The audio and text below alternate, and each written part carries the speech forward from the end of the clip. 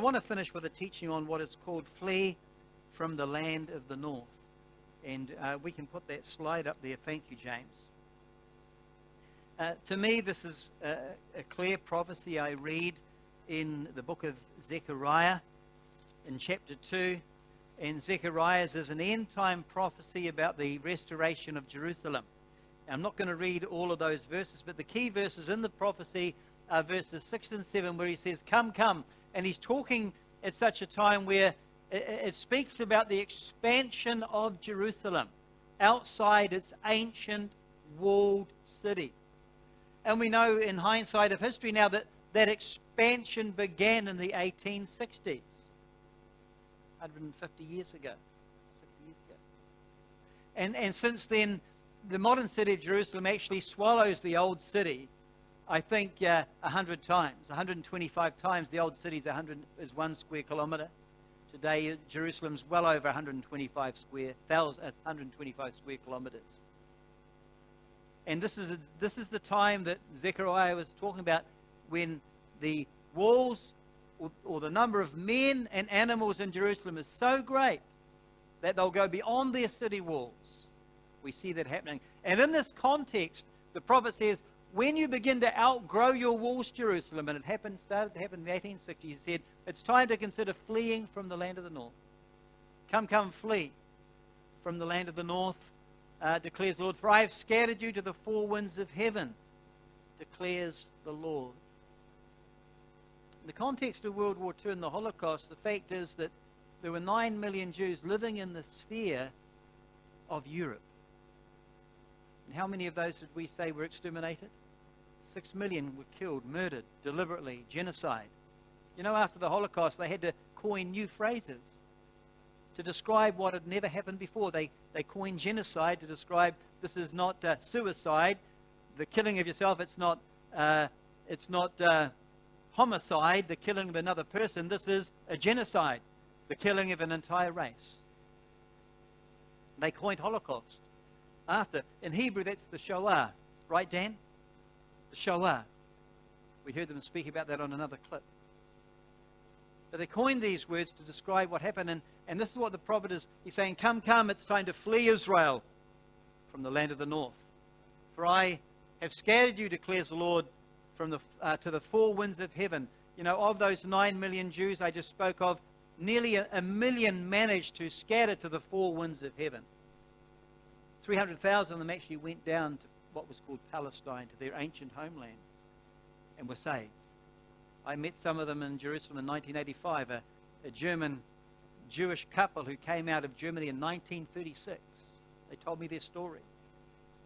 But they were what they would call the lucky ones, who could foresee the danger, and they managed to get out. And others did not see the danger, so they did not get out, and they were caught in the trap that caught them. Others wanted to flee, but they couldn't. They didn't have the financial means, the capability of fleeing. But the prophet's cry, come, flee from the land of the north, was echoed by people like Theodor Herzl, who's known as the spiritual father of the Jewish nation. Who, of course, Theodor Herzl was the father of modern Zionism, or at least political Zionism. And it was he that got the whole idea of a Jewish state rolling politically. And if it wasn't for his work in the end of the 1800s, if it was not for Theodor Herzl's work, we probably wouldn't have a Jewish state today. God raised up Herzl to start the political wheels rolling, whereby the Jews would have the confidence to declare statehood, and they did in 1948, 3 years after the Holocaust. And that call to come, flee from the land of the north was also really echoed most poignantly by this guy. It's the land of the north, by the way. I've shown you that. This guy is Ze'ev Jabotinsky. Jabotinsky was an ardent Jewish Zionist, and he's had a big impact on recent Jewish history. He campaigned to the Jews, get out of Europe, it's time to go, pack your bags and get back to Palestine. And he was a well-known Jewish leader throughout Europe. He was a a very popular columnist on European newspapers. He had a gathering. One of Israel's great prime ministers, Menachem Begin, the 7th prime minister, who was the slang term, you'd call Menachem Begin a daredevil, but he just wasn't afraid to go out and take it to the enemies of Israel, which he did. But he was a disciple of this guy, Zev Jabotinsky. And Zev Jabotinsky came up in 1936 with that's the impact Jabotinsky's had on Israel. This is their stamps in Israel. You go to every city in Israel, you find a Jabotinsky Street because of this guy. And he cried out to the Jews, get out of Europe. In 1936, he came up with what he called, and in 1936, this is 3 years before the beginning of World War II, he came up with what he called the evacuation plan. And the evacuation plan was his plan to evacuate 4.5 million Jews from Poland, Hungary, and Romania over a 10-year period and take them down there to what was called Palestine, which we know as Eretz Israel, the land of Israel. And although those governments, Poland, Hungary, Romania, they found favor with the plan, and they looked upon the plan as if we can investigate this plan. And yet, because the British, who had mandatory power in Palestine, would not have a bar of it, and his own people, his own brethren, the Jewish people in those countries also did not find favor with such a plan, because who wants to uproot themselves from a country where they feel, okay, yeah, Hitler's in 1936, yeah, we hear Hitler, he's a madman, but this will pass. We'll be all right. They could not foresee the danger. And so the plan did not find favor with his own Jewish people. The plan faltered. What is sad to note is that within 10 years, the 10-year plan to evacuate 4.5 million Jews, within 10 years, by 1946, less than 20% of the Jews he tried to save would be still alive. Jabotinsky. And he said, this is what Jabotinsky said to the Polish Jews. Remember, Poland had the largest Jewish community on earth, 3.3 million. It was known as the Jewish nation in Poland. And he cried out to them just 1 year before the outbreak of war. He said these words, "For 3 years I have been pleading with you, the Jews of Poland, the cream of world Jewry. I have warned you again and again that the catastrophe is approaching." He could perceive it.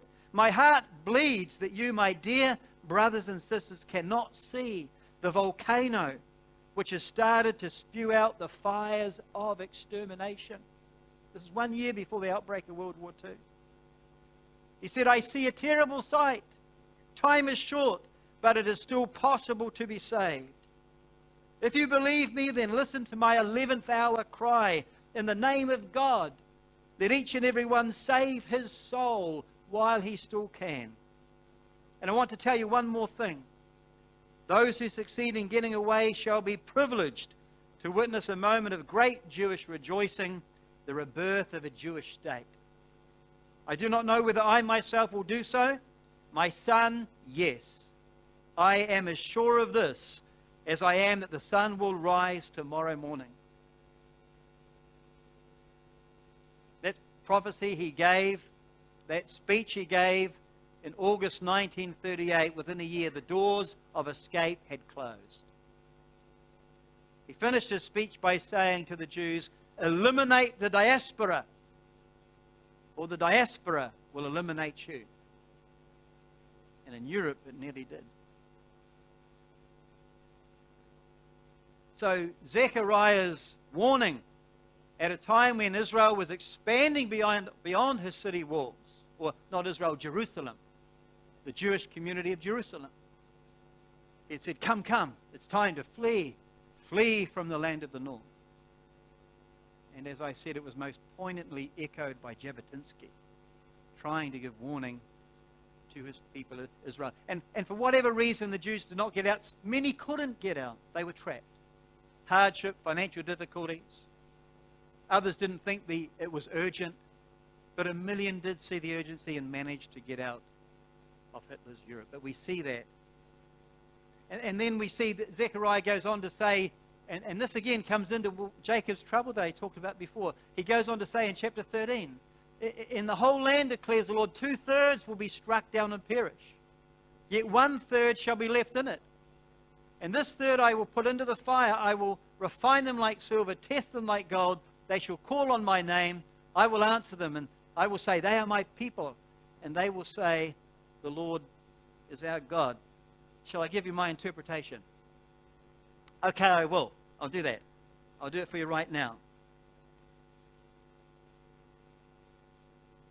The question is, in the whole land, in what land is the whole land? It is true that in Zechariah he talks about the land of Israel. But in Zechariah, Israel is not the only land he talks about. He also talks about the land of the north. Come, come, flee from the land of the north. And so I'm saying that the whole land he's referring to is that whole land of Europe. Not this land. I've lost my little direction here, James. But I say it's the land of Europe. Can I have my little doodacky back, James? Thank you. Skip through them. Not that land. You see, this is where those who say that Jacob's trouble is yet to come, when 2/3 are going to be killed, and it's this scripture they use to say that 2/3 of Israel shall be slain in the land of Israel. But I'm questioning that. I'm saying, why does it have to be that land when he's talked also in Zechariah about this land? Come, come, flee from the land of the north. Particularly when God says in answer to the prayer, O Lord, save your people, the remnant of Israel. And what's God's answer to that prayer?